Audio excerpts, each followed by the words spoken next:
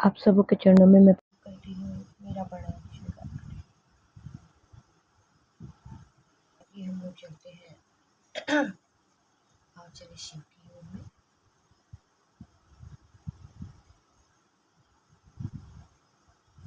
तो हम लोगों ने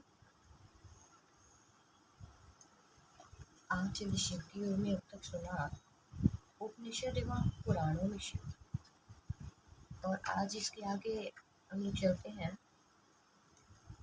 इसके आगे का अध्याय है महाभारत एवं मानस में शिव। भारतीय धार्मिक साहित्यिक पुस्तकों में महाकाव्यों का महत्वपूर्ण स्थान है। ये महाकाव्य है रामायण, महाभारत और रामचरितमानस।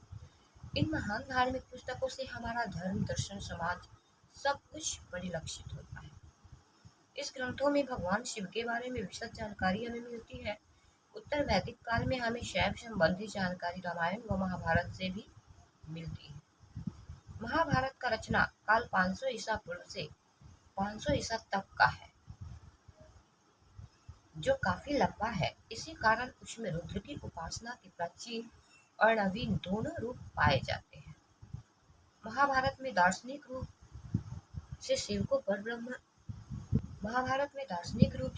परब्रह्म माना जाता है। वे असीम है, अचिंत्य है, विश्व मूर्ति है और विश्व को अपने में समाये हुए हैं। उनसे परे कुछ नहीं है। वे परम है, एक होते हुए भी अनेक रूप है। उनको काल रुद्र कहा गया है।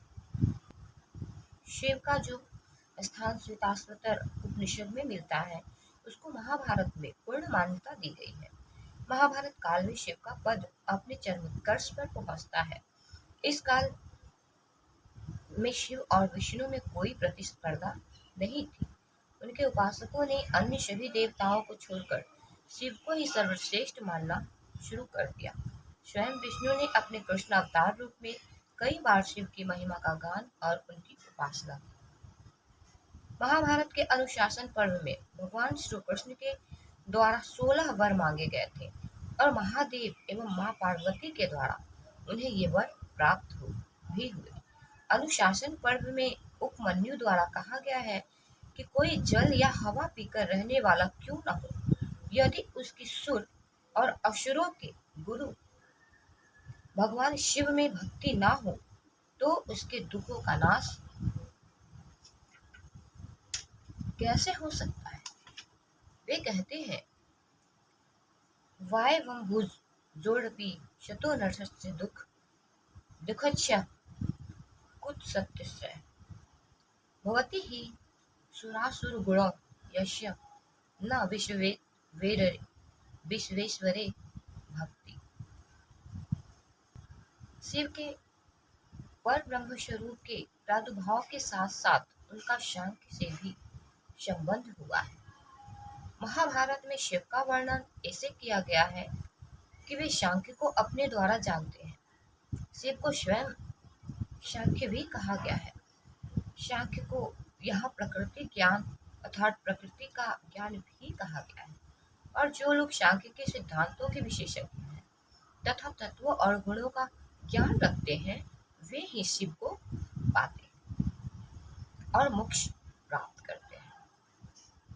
यह सांख्य महात्मना वेति। महाभारत में शिव संबंधी आख्यान प्रचुर मात्रा में मिलते हैं। शिवलिंग की पूजा का भी उल्लेख है। भगवान के अनुशासन पर्व में पहली बार लिंग पूजा का उल्लेख मिलता है। लिंग पूजा का अनार्यों से अधिक संबंध था। महाभारत में उपमन्यु के उपदेश में आर्यों द्वारा इसे ग्रहण करने की अंतिम अवस्था का चित्रण है। उपमन्यु का ही कथन है कि जिस व्यक्ति पर भगवान शंकर की कृपा दृष्टि नहीं है, उस व्यक्ति के मन में एक पल के लिए भी शिव के प्रति भक्ति का उदय नहीं हो सकता है। दिवसम दिवसार्ध वा मुहूर्त वा लक्षणम लवम न हलबद्ध प्रसादस्य भक्ति भवति शंकरे। महाकाव्य काल में योग और तपश्चर्या भगवत प्राप्ति के प्रमुख साधन माने जाने लगे थे। महाभारत में तो इसे और भी स्पष्ट कर दिया गया था। महाभारत कहता है कि शिव तप और सच्ची भक्ति से लव्य है। वे योगियों के परम पुरुष हैं। महाभारत में शिव के दार्शनिक स्वरूप एवं लोक प्रचलित व्याख्यान में शिव को ईश्वर, जगत का सृष्टा, पालनकर्ता और संहारकर्ता माना गया है। वह देवताओं, मानवों और दानवों के क्रम प्रभु हैं। उनकी ही प्राचीन काल से उपासना होती आई है, वर्तमान में होती है और भविष्य में होती रहेगी। प्राचीन काल में अनेक ऋषियों ने अपनी भक्ति के बल पर शिव से अनेक वरदान पाए थे। महाभारत काल में इन्हीं ऋषियों का अनुकरण कर अर्जुन, उपमन्यु और अन्य लोगों ने वरदान प्राप्त किए। शिव ने प्रसन्न होकर उपमन्यु को अमरता का, अर्जुन को पशुपतास्त्र का और जयद्रथ को युद्ध में एक दिन अजय रहने का वर दिया था। इस महाकाव्य में शिव से संबंध देवी की स्तुति भी मिलती है। युधिष्ठिर और अर्जुन देवी की उपासना करते हैं। शिव की उपासना का सार भक्ति है और महाभारत में भी शिव की कल्पना मानव जाति के कल्याणकारी और भक्तों का अनुकंपा करने वाले देवता के रूप में की गई है। कृष्ण और अर्जुन द्वारा शिव की स्तुति की गई है। नमो भवाय शर्वाय रुद्राय वरदाय च पशूनां पतये नित्य मुग्राय च कपर्दिनो। उस समय शिव का सबसे अधिक प्रचलित स्वरूप वह था जिसमें शिव को पार्वती का पति माना जाता था। दोनों की साथ साथ उपासना होती थी। वे प्रत्येक युग में मनुष्यों के लिए विवाहित प्रेम का आदर्श रहे हैं। जन साधारण में अधिकतर लोग शिव के इसी स्वरूप की उपासना करते थे और अभी भी करते हैं। इसी स्वरूप में शिव की प्रशंसा में स्तुतियां भी गाई गई है। शिव को सदैव परमेश्वर का पद दिया गया है। स्पष्टतः महाभारत की रचना के काल विस्तार में शिव का कल्याणकारी अनुग्रह और सौम्य स्वरूप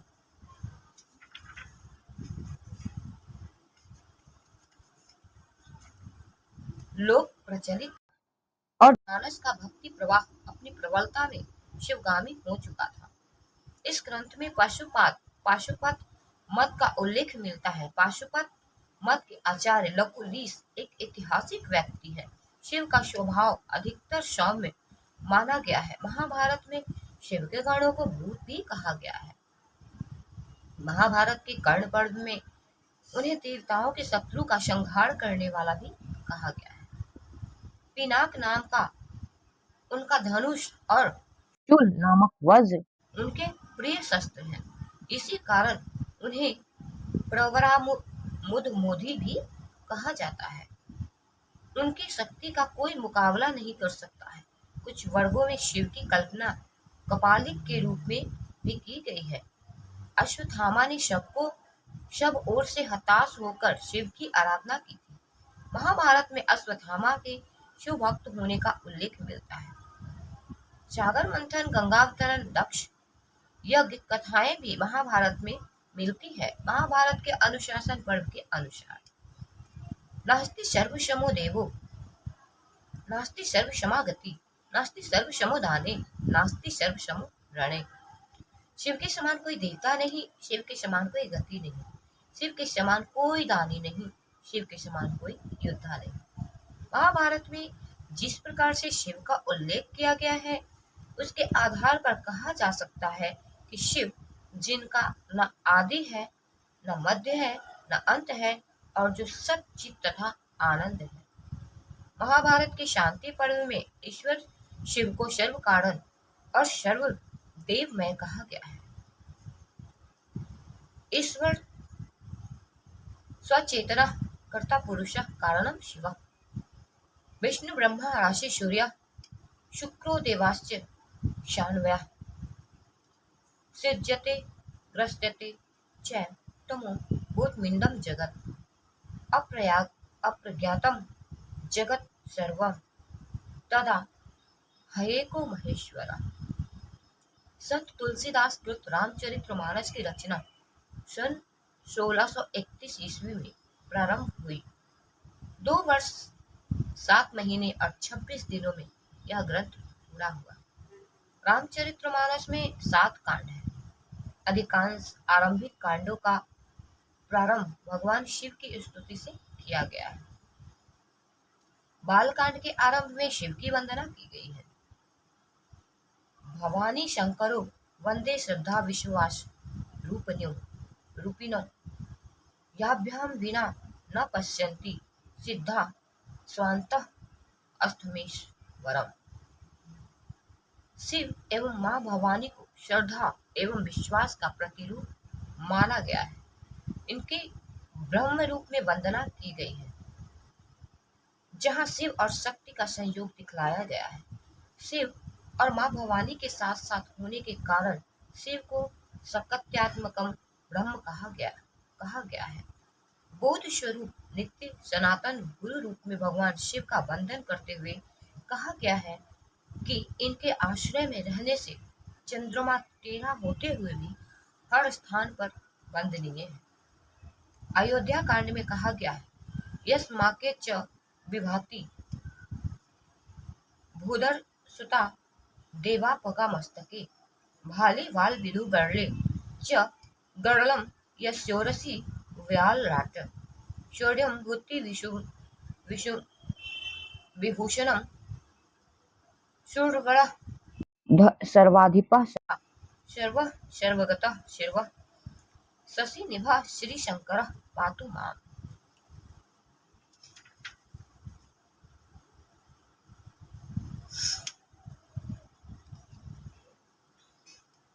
अर्थात जिनके अंक में हिमालय पुत्री मां पार्वती, मस्तक पर पवित्र गंगा, ललाट पर द्वितीय का चंद्रमा, गले में हलाहल और स्थल पर नागराज शोभायमान है। वे भस्म से अलंकृत देवगणों में श्रेष्ठ महेश्वर, संहारकर्ता, सर्वव्यापी कल्याण स्वरूप चंद्रमा के समान शुभ्र वर्ण धारी भी श्री शंकर सदैव मेरी रक्षा करे।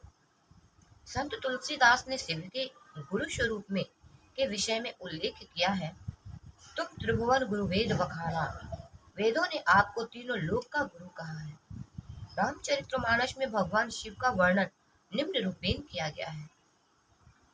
विश्वनाथ मम नाथ पुरारी, त्रिभुवन महिमा विदित तुम्हारी, चर अरु अचर नाग नर देवा, सकल करहि पद पंकज सेवा। हे संसार के स्वामी, हे मेरे नाथ, आपकी महिमा तीनों लोकों में विख्यात है। चर अचर नाग मनुष्य और देवता सभी आपके चरण कमलों की सेवा करते हैं। प्रभु समृद्ध सर्वज्ञ शिव सकल कला गुण धाम, योग योग जोग ज्ञान वैराग्य निधि, प्रणत कल्प तरुणाम। हे प्रभु, आप समर्थ सर्वज्ञ और कल्याण स्वरूप है, सब कलाओं और गुणों के निधान है और योग ज्ञान तथा वैराग्य के भंडार है। आपका नाम शरणागतों के लिए कल्प वृक्ष है। रामचरितमानस के उत्तरकांड में संत तुलसीदास ने रुद्राष्टक के रूप में शिव की वंदना की है। नमामि शमीशान निर्वाण रूपम विभुम व्यापकम ब्रह्म वेद स्वरूपम निजम निर्गुणम निर्विकल्पम निरीहम चिदाकाशे वासम भजेह। हे निर्वाण स्वरूप, प्रकाश स्वरूप, सर्वव्यापी ब्रह्म और वेद स्वरूप तथा सबके नियंत्रक भगवान शिव, मैं आपको नमन करता हूँ। आपके निज स्वरूप में अवस्थित, गुणों से रहित, भेद शून्य, इच्छा रहित चिदाकाश रूप एवं आकाश को ही वस्त्र के रूप में धारण करने वाले भगवान शिव, मैं आपको भजता हूँ। श्री रामचरितमानस के प्रारंभ में ही इस महाकाव्य की रचना के मूल में भगवान शिव को ही उच्च माना गया है। रचि महेश निज मानस राखा, पाई सुमरहु पाई सुषमऊ शिवासन भाषा, तात रामचरितमानस वर धरेउ नाम यह हेरि हरसि डार।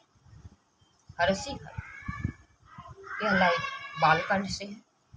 देवादिदेव महादेव ने इस ग्रंथ को रचकर अपने मन में रखा और शुभ अवसर पाकर मां पार्वती से कहा। महादेव ने प्रसन्न होकर रामचरितमानस इसका नामकरण किया। महाभारत और मानस दोनों महाकाव्यों में शिव का व्यापक रूप में उल्लेख मिलता है। शिव के गुरु स्वरूप से भी दोनों महाकाव्य अछूते नहीं। तो अब यह अध्याय महाभारत एवं मानस में शिव ये समाप्त होता है। और इसके आगे के वीडियो में हम लोग इसके आगे के अध्याय में चलते हैं।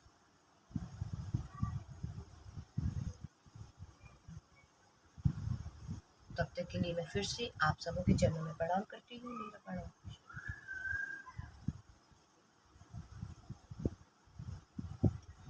और फिर मिलते हैं हम लोग आगे की वीडियो में।